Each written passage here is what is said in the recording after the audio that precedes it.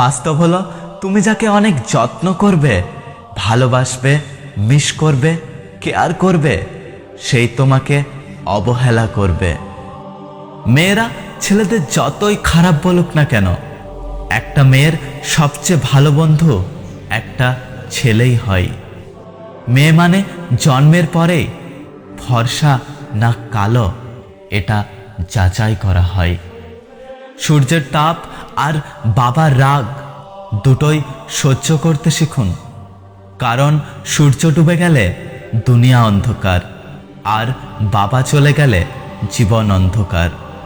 দেরিতে হোক তবুও নিজের পায়ে দাঁড়াও, কারণ মানুষ সবার শেষে তোমার যোগ্যতাটাই জিজ্ঞাসা করবে।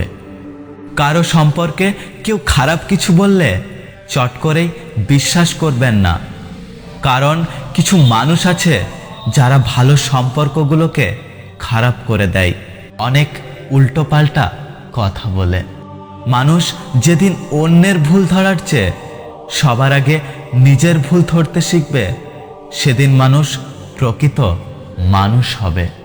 রেগে গিয়ে কিছু করার আগে একবার ভাবুন, কারণ প্রতিটা রাগই জীবন থেকে কিছু না কিছু কেড়ে নিয়েছে।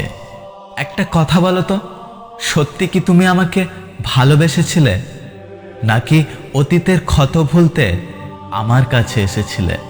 মাটিতে পড়ে থাকা ধুলো তোমার কোনো ক্ষতি করে না, কিন্তু সেই ধুলো যখন চোখে পড়ে তখন খুব যন্ত্রণা দেয়। ঠিক তেমনি জীবনে কাউকে তুচ্ছ এবং দুর্বল ভেবো না, কারণ সৃষ্টিকর্তা কার ভাগ্যের চাকা কখন ঘুরিয়ে দেবে সেটা কেউ জানে না। যদি কখনো মনে হয় ভুল করে ফেলেছ, তাহলে ক্ষমা চেয়ে নিও। ছোট হবে না, বরং সম্মান পাবে। সত্যি কথা বলতে, রূপে মানুষ বড় হয় না, বড় হয় গুণে। অসুন্দর কোকিলেরও গান সকলে শোনে। মধ্যবিত্তদের কখনো উপন্যাস পড়তে হয় না, কারণ তারা নিজেরাই এক একটা উপন্যাসের বাস্তব চরিত্র।